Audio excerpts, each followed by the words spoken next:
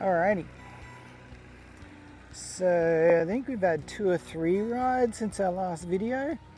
It's about, I think it's Gino's 3rd or 4th ride in the Spurs. He's just had another 2 or 3 days off. I didn't lunge him today.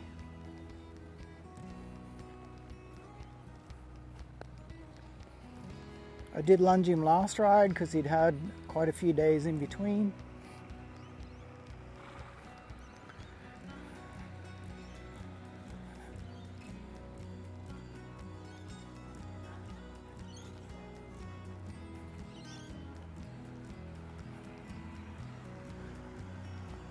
So especially with the babies, a lot of my stuff's a bit routine at the start. You know, I'm going to work on my side pass, direct band and counter band at the start of each ride.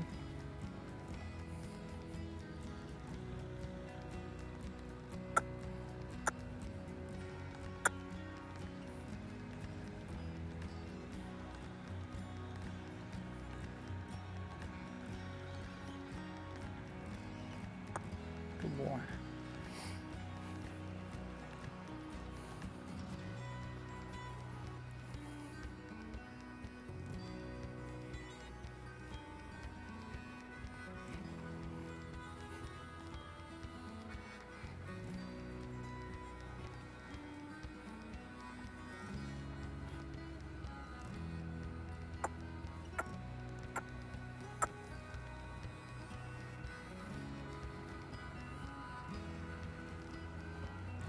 Oh no.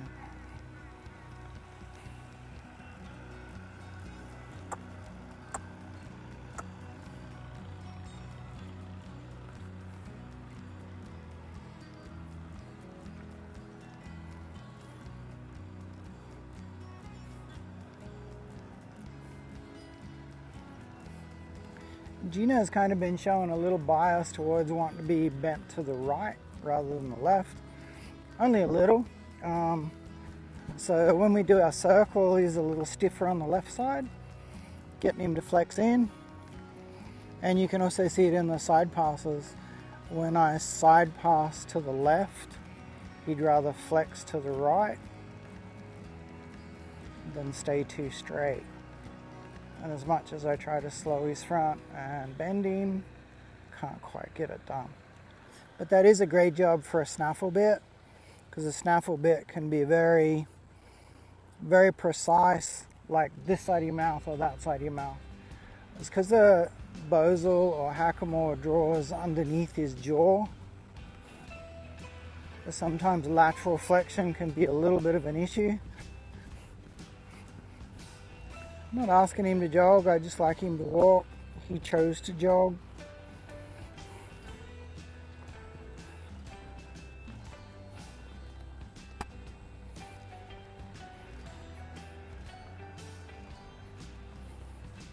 But again, because he's a baby, if he's offering me a little and I think overall he's a little lazy, then I'm not going to get too worried about that just at this point.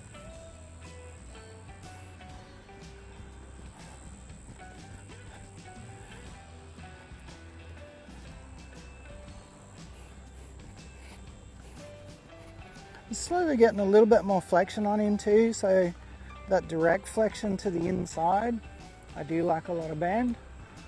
And if you could think of this as kind of like, you know, the yoga section for our horse. I want a lot of strength and flexibility. So as he gets better, I want him to stretch around and relax his neck and ribs a little bit more. We know he can obviously go around there because he can itch himself on the side if there's a fly biting him, so it's not anything you can't really do.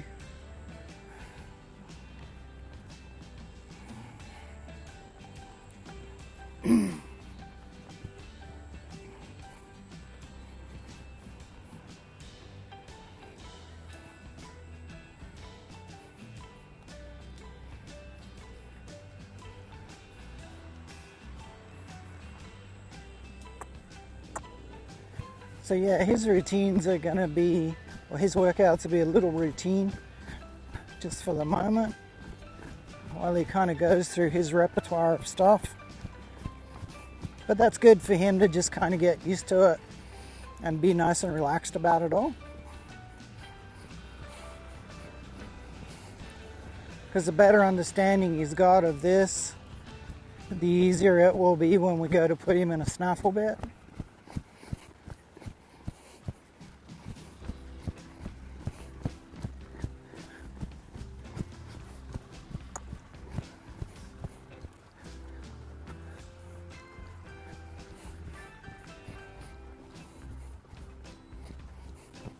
And one of the things I'll do to get them used to a snaffle, and he's had a feed or two like this already, is I'll put an old bridle on. Sorry, I just need to get a little bit more bend here to the inside. Again, I'm not after too much precision, but he needs to try a little bit. And there's a little bit more that he's getting distracted than he can't do it.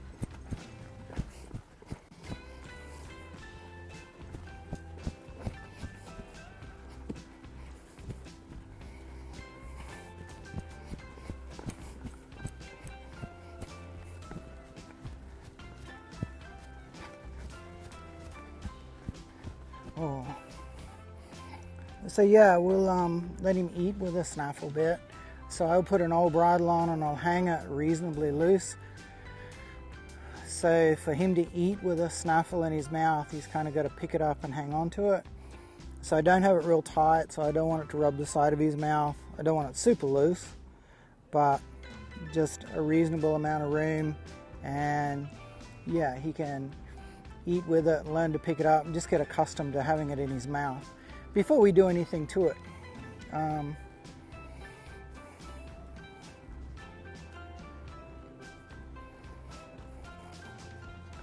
Because as you can imagine, they're not used to wearing something in their mouth full time. So it's just a good way to get them introduced to it, and some horses will play with it and try and spit it out for an hour. Others will kind of get over it in about 5 minutes. Or I always obviously stay around and I'm close by while they are eating with it, just in case that bridle got hooked up or anything untoward would happen. I really never leave a horse unattended with any sort of gear.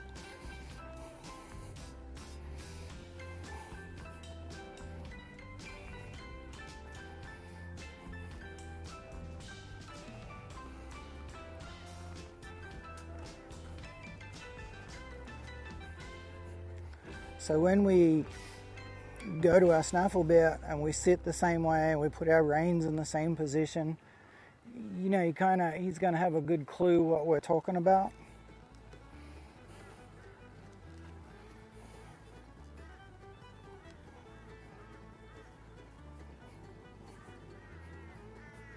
Like I said before, you can kind of skip that stage, and we could have done all this in a snaffle bit too.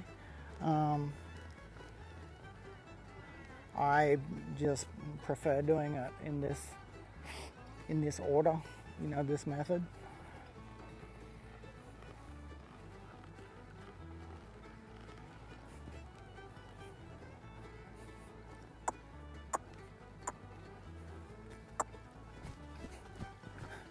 So I don't think we're going to get those flexing exercises really precise till we get a snaffle on him. And I'm happy for him to just walk, jog, and lope nice and easy at the moment. So we'll turn, left rein, and then a little bit of both.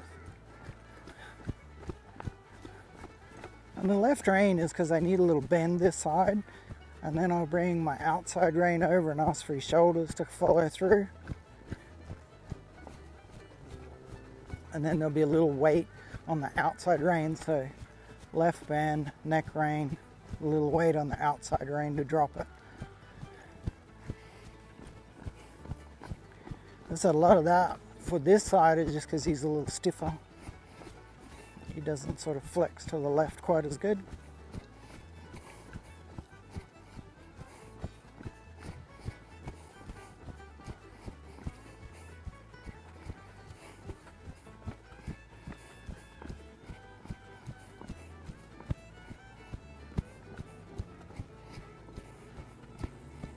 can't do the same on this side because he's not laterally flexing this side as good either, or as much as I'd like.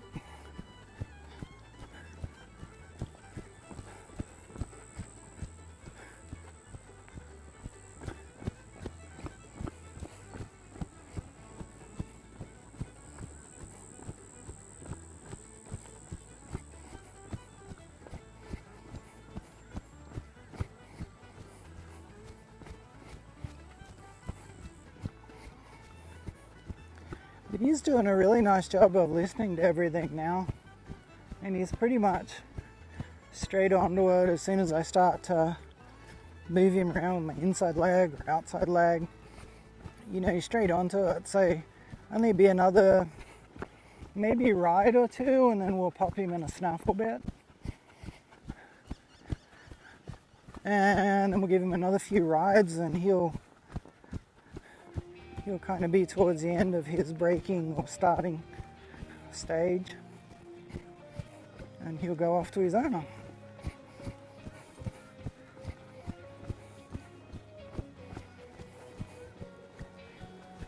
G'day, thank you so much for watching. If you could like, share, subscribe, turn on the notifications bell, that would be awesome. Thank you. Cheers.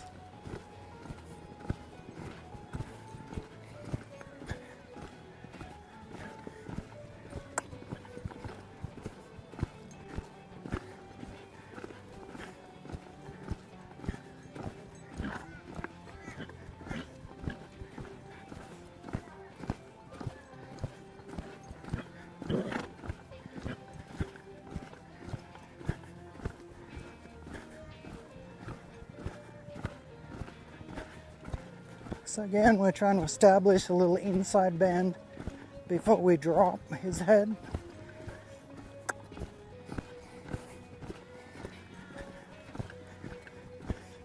Whoa. And sometimes with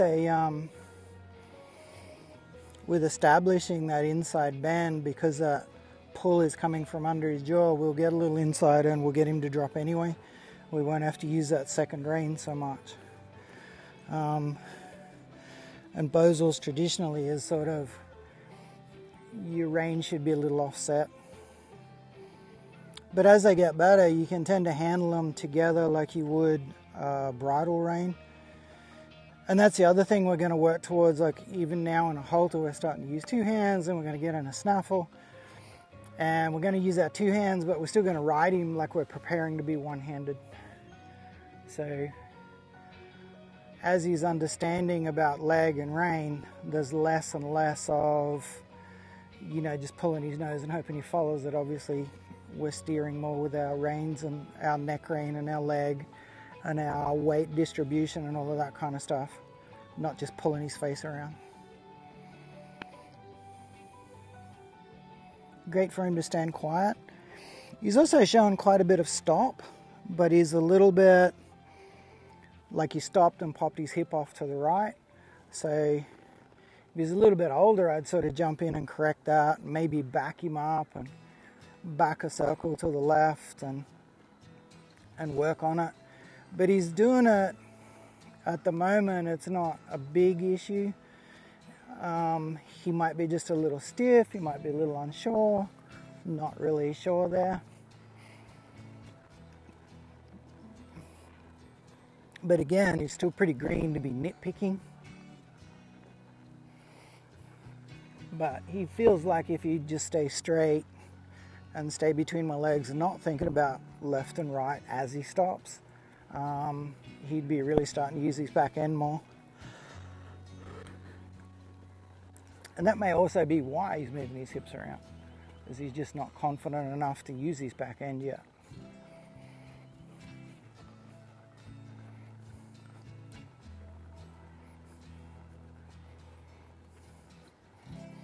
So even at this stage, I'm going to talk about transitions in another video, but I'm going to make that noise that I make when I ask him to canter, but I'm not going to start getting after him with my legs. So it's reinforcing that when I kiss to him, it's a request, it's not a demand. So I'm going to start kissing to him.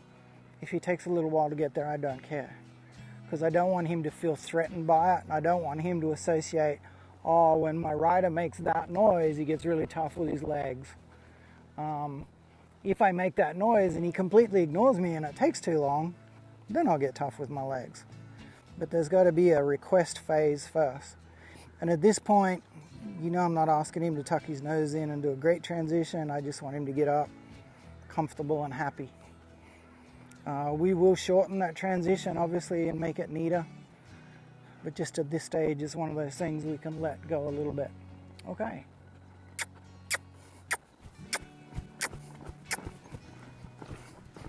That was pretty cool. So yeah, there's no extra leg on that. He's already learnt that, you know, kiss means canter.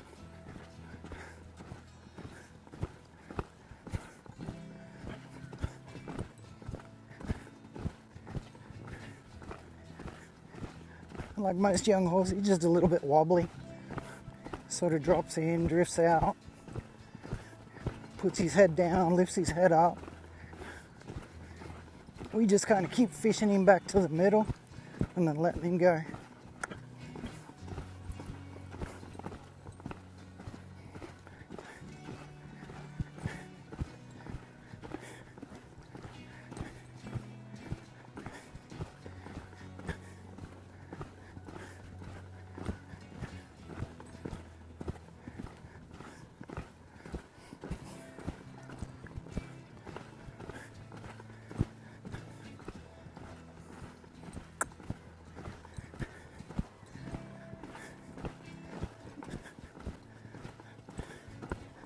Oh.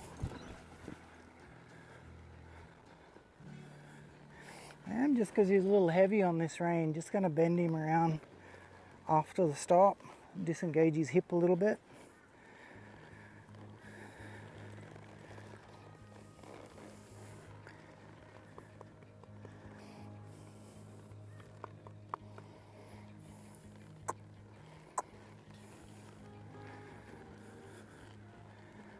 So he's good. He's just a little heavy on that rein tonight.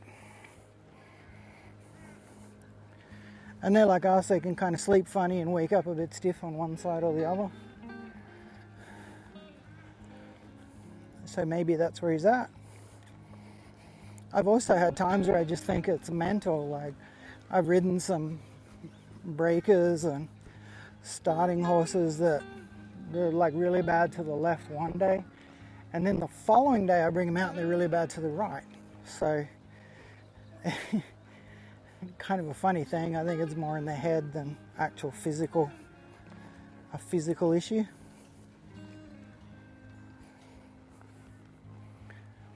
Right, we'll do another little lope.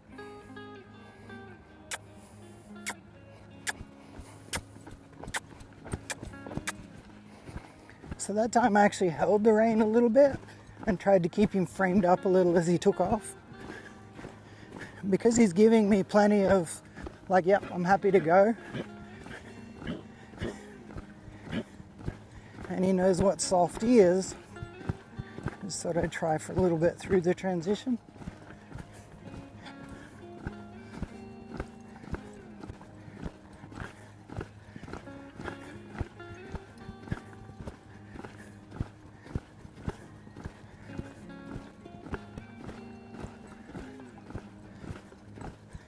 Oh, this is a little better. He stayed a little square that time.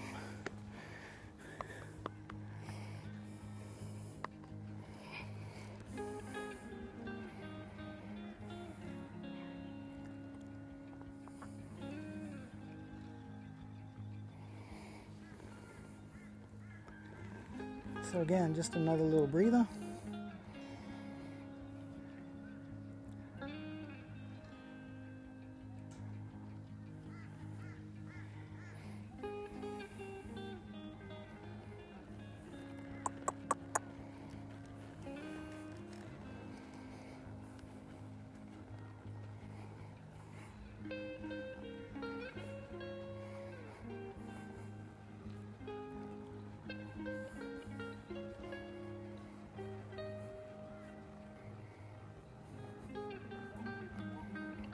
So we'll lope off again. We'll do that same thing. I'll just ask him to hold his frame a little bit while he takes off and see how that goes.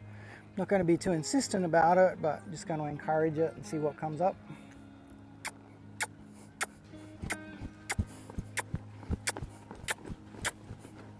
Yeah, sweet.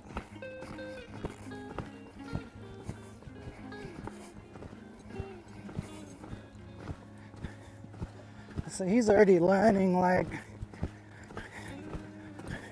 when he goes to speed into that transition and elevate his head, he runs into pressure from that bosal. But if he just takes off nice, he keeps his head down, he doesn't run into any pressure anywhere. Oh, he does have to use his hind end a little bit more to strike off.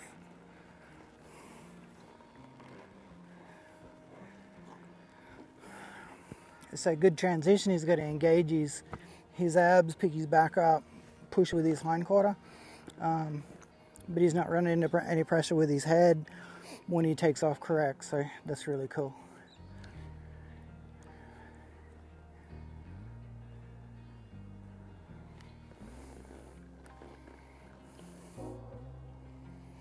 But you can also see tonight, like, he's just going forward easier than he has been. It just comes along. I've never allowed him to be rude about going forward, but I've never sort of got after him for being slow either. And those things are very important. So seeing as how we're getting a lope transition, we might go for a better jog transition. So we'll shape him up at a walk. Gonna make that noise until he rolls up into a jog. It's not a demand and it's not now. Like when I first started riding, I was like, you ask your horse to jog, they gotta jog now. And they canter, they gotta canter now. You know, even at this stage, he's really learning that when I ask him to do it, it's a request. Just organize yourself and move on. And it happens, it still happens pretty quick. You know, and it gets faster and faster.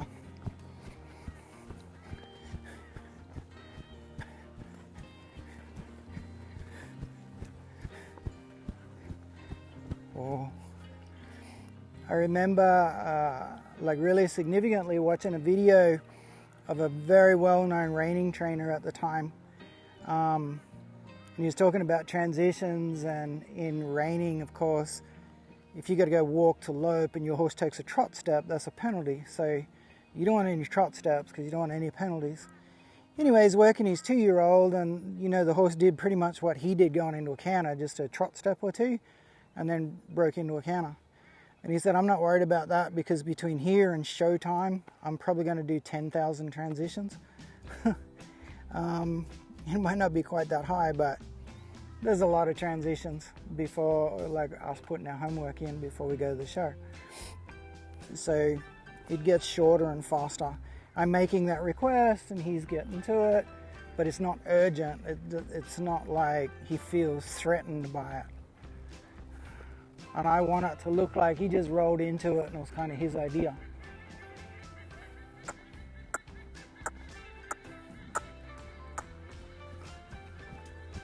Now, of course, if I cluck to him and then stab him with my spurs, that's not going to be his idea. He's going to go, holy crap, you know, he's going to jog on, but he's not going to do it nice.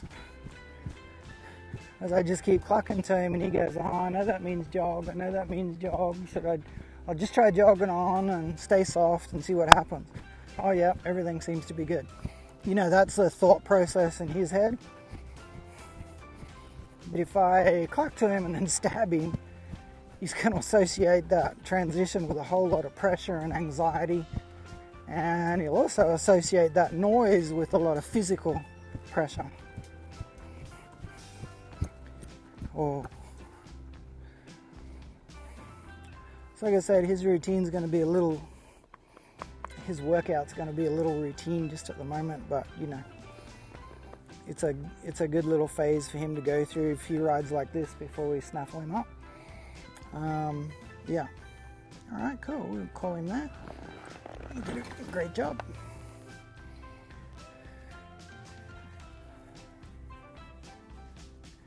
Don't forget, give your horse a rub.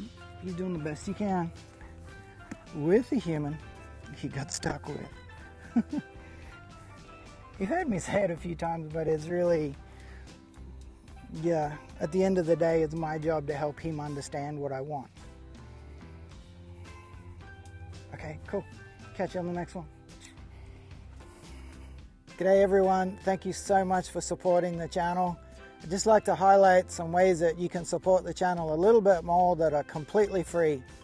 Like the video, subscribe, please leave a comment whether you like it or you don't like it. Either comment's welcome, and that just supports the YouTube algorithm and helps the channel grow, which enables me to make more videos, more contact, and help more people. Thank you very much again, and keep watching. Cheers. Bye.